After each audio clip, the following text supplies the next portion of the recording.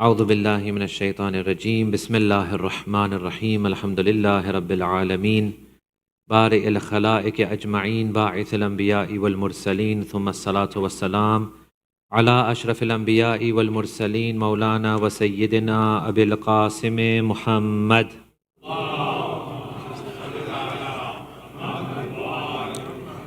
وعلى آله الطيبين الطاهرين لا سيما بقية الله في الأرض مولانا حجة ابن الحسن عجل الله تعالى فرجه الشريف اللهم صل على ولعنة الله على أعدائهم أجمعين من الآن إلى قيام يوم الدين أما بعد فقد قال الإمام الباقر عليه الصلاة والسلام اللهم صل على محمد وآل محمد رحم الله عبدا حبس نفسه علينا. Respected elders, brothers and sisters, one of the masail which comes about, especially with regards to those who are more vulnerable in terms of age or health, is what happens when we fast but then we feel extremely weak. This is especially many parents, their girls or boys, especially girls, are baligh at age 9, and then they say, no, it's okay if they don't fast because they feel weak. So what is the ruling on that? So Agha says the following. He says, look, well, first of all, let me give you my words. Azizan, when we fast, we are going to feel weak. And we do feel weak. We get headaches. We get weakness. And, things happen. Is that enough for us to break the fast or not fast? Is that enough for us to say, for example, a baligh girl or a baligh boy should not fast because of weakness? So Agha says the following. He says, look, someone who fasts in the month of Ramadan and feels weak, he cannot just break his fast just like that.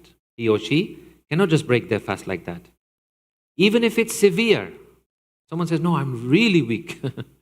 Even then, you cannot. However, okay, if the weakness is to such an extent that normally an average person could not bear it, then okay, then you have some kind of excuse, okay? If it's unbearable, we're talking unbearable weakness, which I doubt it happens much, but you never know.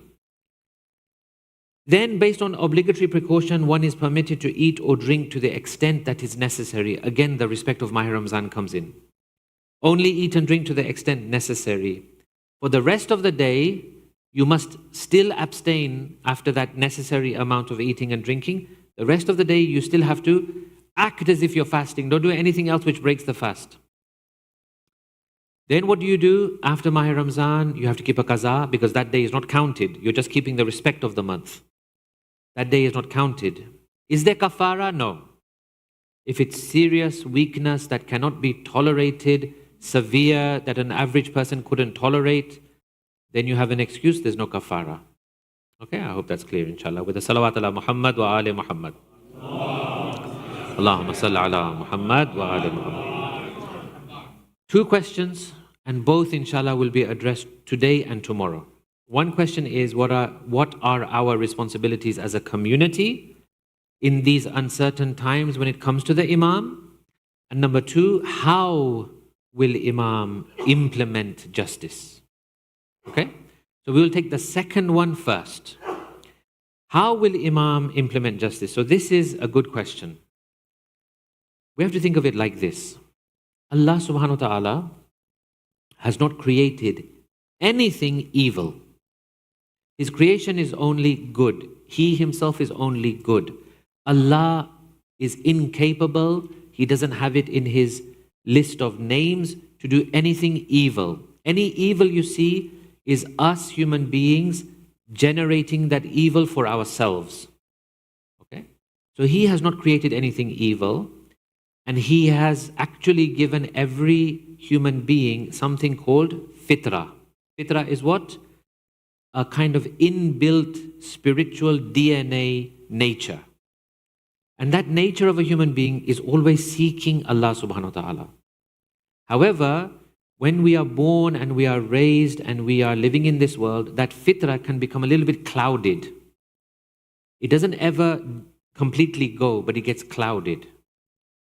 And therefore, we have sayings, for example, the Holy Prophet says that no one is born except that they are born on the spirit of Islam, the spirit of submission to Allah. It is their parents who then take them one way or the other. It is the environment, the upbringing, the parenting that spoils them. If we bear this in mind, then what does that mean? It means that the theory is this. You have to give human beings a little bit of encouragement, a little bit of guidance, and the crucial thing is remove the obstacles and they themselves will flourish. Human beings inbuilt are born to flourish and to find Allah subhanahu wa ta'ala.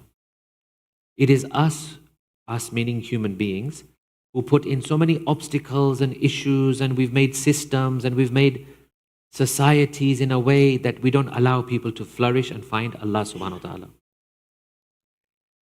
I think of it like this. Think of a child who goes to school. A child who goes to school is naturally inquisitive, naturally wants to learn, naturally wants to achieve. It's in his nature. But then, for example, one child is there, he doesn't have the right equipment. So what do we do as a country, as a nation, as a community, as a jamaat? We'll rally around, fundraise and say, let's give him the right equipment so that he can flourish. But then the child says, yeah, but in the morning, I don't even have breakfast. My parents can't afford to feed me. So then we'll rally around and we'll say, okay, let's make sure our children have breakfast in the morning so they come to school and they're ready to learn. And then we find out that actually in the home there's domestic violence and other issues. So then social services will get involved, other bodies will get involved, people will get involved, and they'll say, okay, let's solve these issues. Why? So that the child can grow and thrive. So what we are doing is we're removing all the obstacles from his life so that when you put him in the school, his natural, instinctive, inquisitive, innocent nature can flourish and thrive, right? Similarly, in the community, this is what we try to do. Every community, every jamaat tries to do this. Let's make things easy on people. Let's, for example, do the programming as such, the timings as such, the food as such.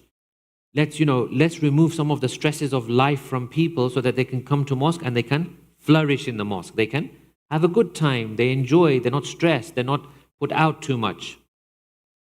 So that is the theory behind the movement of Imam Zaman. That on one hand, He will put in, or Allah will put in ingredients for this whole thing to happen. An Imam, a system, Islam, supporters and helpers, supervision and training and nurturing. On the other hand, the critical thing is removal of obstacles. Obstacles will be removed. These obstacles will be, for example, Imam coming and perfecting our intellect.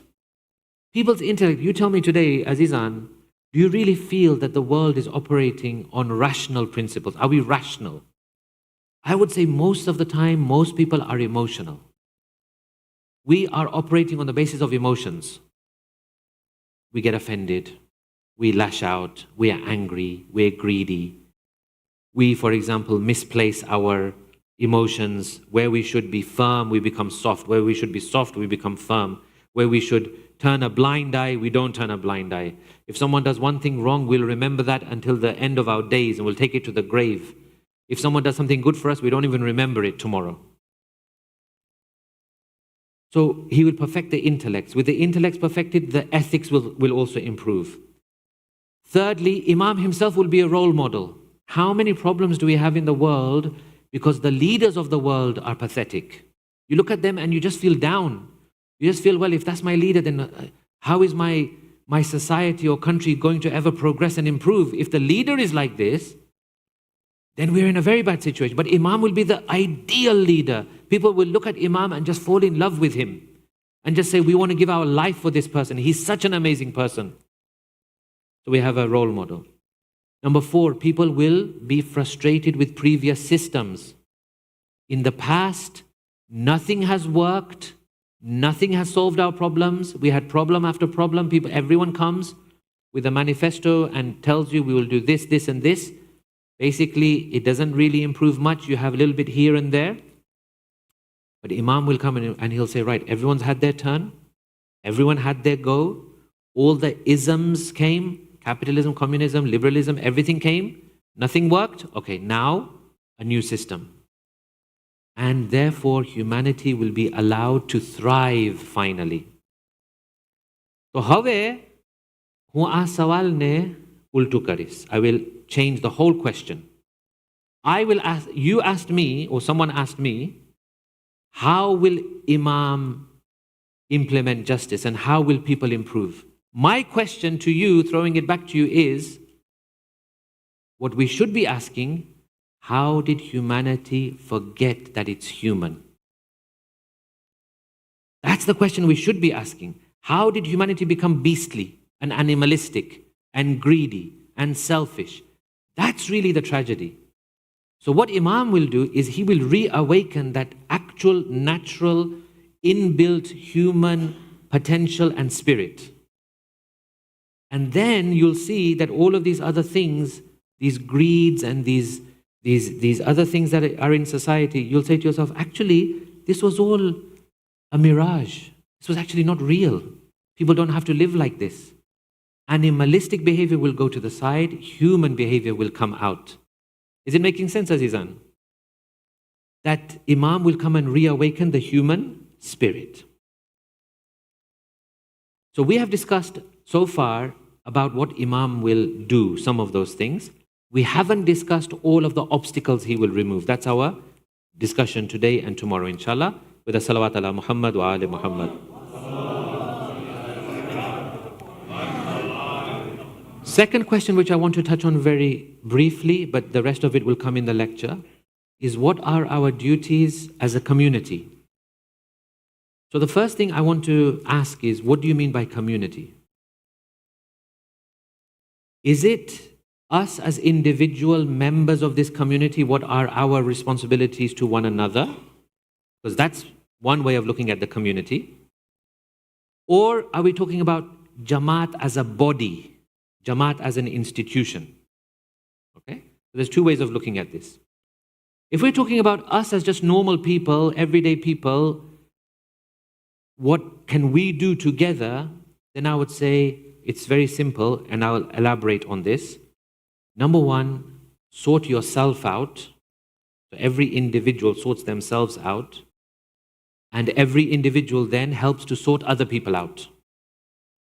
Advice, role modeling, amr bil ma'roof, nahi al munkar, these two things which are highly taboo in the community these days. Koine kain kehwaતું જ નથી. We cannot say much to anyone. If we were to do these things, then the community would flourish. But we'll come on to that in more depth. And if you look at, for example, Jamaat as a body, where we've got hierarchy, we've got MC, we've got different bodies. You know, that actually, if you think about it, what are these MCs and all these bodies? An MC or the bodies are only as strong as the members. If the members are good, the MC will be equally able to serve the members and their needs. This is my view, by the way. You may disagree with me.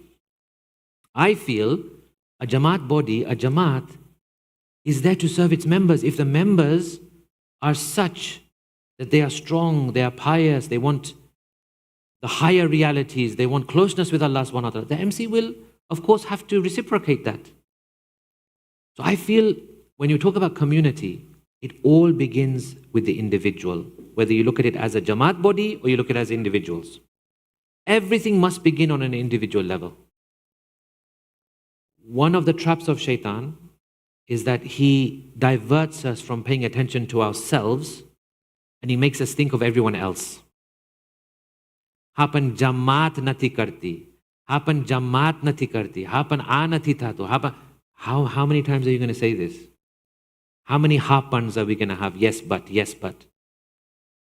Every individual is responsible for themselves. Every individual is going to go into their own graves. So we must think globally but act locally. that we think on a global scale, yes, but we have to start with the local, meaning absolutely ourselves first and foremost. If we deal with ourselves, then maybe we can deal with our families. Not easy to deal with families, isn't it? If we deal with our families, then maybe we can deal with our community. And then from then on, we can branch out, inshallah. So let's have a bit more discussion on this with a salawat ala Muhammad wa ali Muhammad. Allahumma salli ala Muhammad. Adalat. When we talk about adalat of Imam Zaman, adalat is more than a judge sitting and making a ruling guilty or not guilty, right or wrong. That is one small aspect of adalat, justice. There are more aspects of adalat. As I said in the previous lecture, but now let me make it explicit. Adalat actually means putting things in their right place. Putting things in their right place, making sure things are running the way they should. The first thing Imam Zaman will do is put adalat into each and every individual in their internal nature. One of the things that is fundamental and that we don't pay attention to, we think Imam Zaman will come and sit on a big chair and make rulings and judgments and say guilty, not guilty, yes, no, right, wrong. The first adalat starts from within. Are you and am I, are we right inside or not? In our inner wujud, wujud-e-dakhili, dakhili wujud ke andar, are we right or not? Are we on an equilibrium? Do we have the right balance of everything? Someone who is a very angry person is not rightly balanced. He needs fine-tuning. Someone who is a very cowardly person is not right. He needs fine-tuning as well. Someone who is very greedy is definitely not right. Someone who is so, for example, neglectful of his worldly duties that his family and kids are suffering is also not right. All of these small things have to be brought into an equilibrium, and that is internal justice, internal adalat. So when Imam comes, the beliefs, the thoughts, the manners, the etiquette of human beings will all reform. He will bring people, he will cure people, he will train people, he will nurture people. That all of these small crookedness that have crept in, he will help us to come to an equilibrium. People will improve. Why? Why can't we do it now? Why does it have to come with Imam Zaman? There's a reality here. The reality is when you are not directly under the wali of Allah, when you are not directly under the wali of Allah, whether you like it or not, small amount of crookedness will enter the heart. No matter how much our scholars, God bless them, may we be sacrificed for them. Honestly, without our scholars, I don't know what disaster situation we would be in.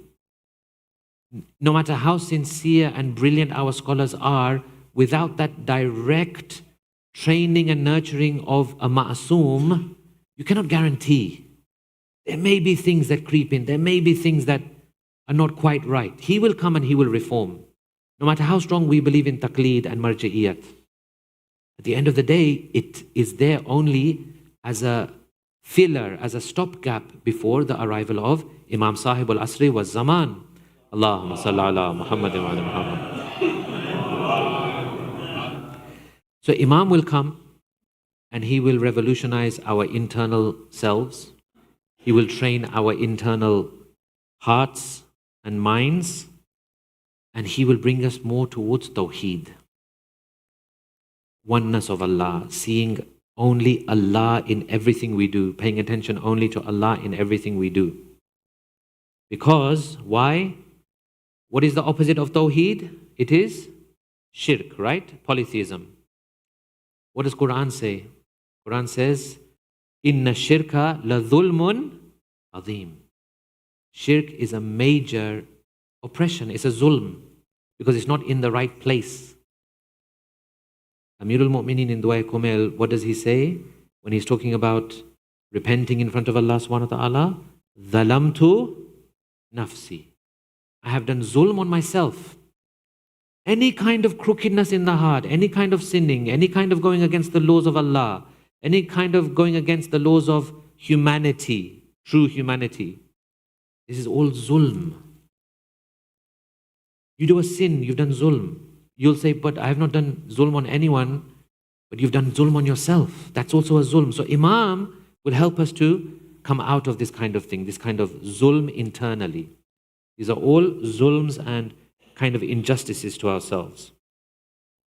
So he will bring a moderation and correction in belief. This will then lead to the world being filled with justice, because now when you sort out people, you sort out the world and the systems of the world. The Holy Prophet says, with him, with Imam Zaman, dishonesty will be uprooted, beastly nature will be done away with. And this is one of the biggest roadblocks to progress. As I said, we need to remove the obstacles and the roadblocks to progress. Zange tu bartust ey dige siyah, kard simay darunat ra tabah. Zange tu bartust. So the Farsi poet, he says, imagine a black pot, the thing we cook in, and it gets rusty. What happens to that pot? Slowly, slowly it withers away. Yeah? You can't use it anymore. You can't cook in it. You can't do anything in it. Zange tu bartust ey dige siyah. Oh black pot, your rust is on you. Kard simay darunat ra tabah. It's slowly, slowly eating away at your inside. One day you'll come, you'll try to use that pot, it will fall apart. So the rust of the heart, the dirt of the heart, the pollution of the heart, that has to be corrected by Imam Zaman. So he corrects individuals. Second step, once you correct individuals, what will you find? Society improves.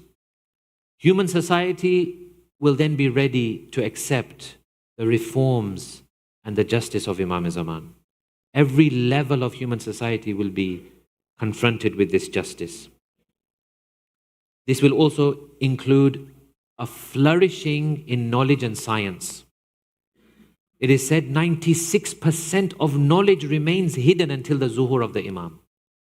Human beings are only operating at 4% of knowledge. No matter how much advancements and technological things that we have done in our short time on this earth, we're at 4%. 96% is still remaining. Imam Zaman will come and unveil that. Imagine that influx of knowledge and learning and wisdom that comes into people. They will change. Their insides will change. Their internal nature will change. Imam Muhammad Baqir alayhi salam says, Allahumma salli ala Muhammad wa ala Muhammad, that at the time of the Mahdi, you will be granted wisdom to such an extent that a housewife in her own home will be able to extract laws from the Quran and from the Sunnah of the Prophet. How? Who's going to come to her? Where will she go to Hawza? No. In that time, the rules change. The flourishing of knowledge will be there. The metaphorical hand of Imam Zaman will be on the heads of the people. You see the barakat in the wali khuda, the blessings that the wali of Allah brings. Then there will be economic justice. Once you sort out people's internal, the external sorts out itself, and now economy sorts out itself. One of the most important areas of human beings, sometimes we are consumed by this only. Sawarti Sanj, we're just, from morning till evening, we're just consumed by our economic status. How are we going to make ends meet? How are we going to pay the bills? What's going to happen? So this will also be something addressed by Imam Zaman. Amirul Mu'mineen in his time, even though he had a very short time, 4 years, just over 4 years, even in that, so many internal issues, so many civil wars, so much mischief.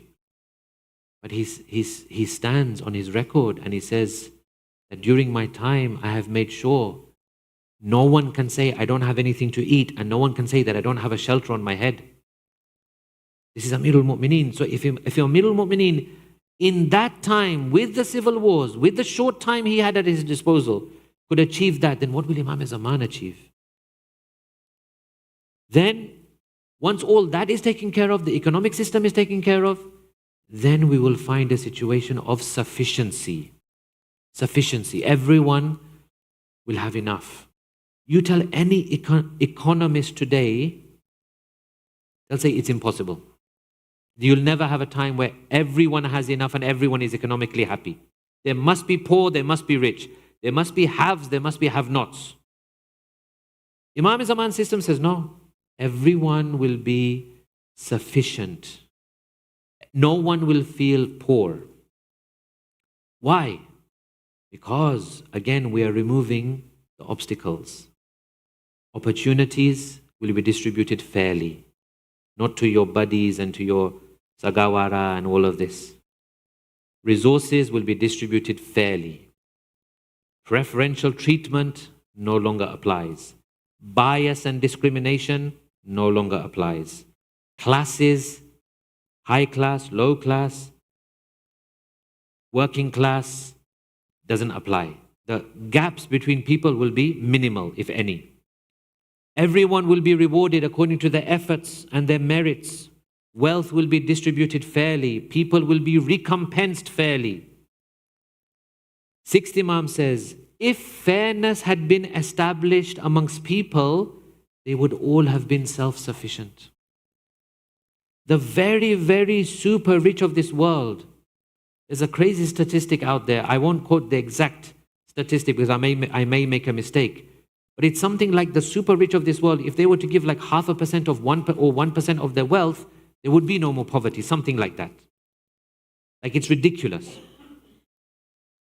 So during the time of Imam Zaman, every level of people will have the chance to grow, to prosper, to progress. Fifth Imam says he will distribute with equity and will spread fairness amongst the creation of Ar-Rahman, the All-Merciful. Finally, let me finish with this. Imam Jafar Sadiq alayhi salam says, Allahumma salli ala Muhammad wa ala Muhammad. This is a very nice saying because it gives you the link between Imam and the state of the world. When our 12th one rises, Ashraqatil ardu bi nuri rabbiha. Beautiful. The earth will begin to glow with the nur of its Lord. When Imam Zamana comes. Because he manifests the light of Allah. He manifests the qualities of Allah. Ashraqatil ardu bi nuri rabbiha. The earth will begin to glow with the nur of its Lord. One of you will be looking to give your zakat to someone. Meaning, there'll be people amongst us, amongst the final people in the time of Imam Zaman, who are looking for their khums and zakat. Who am I going to give this to?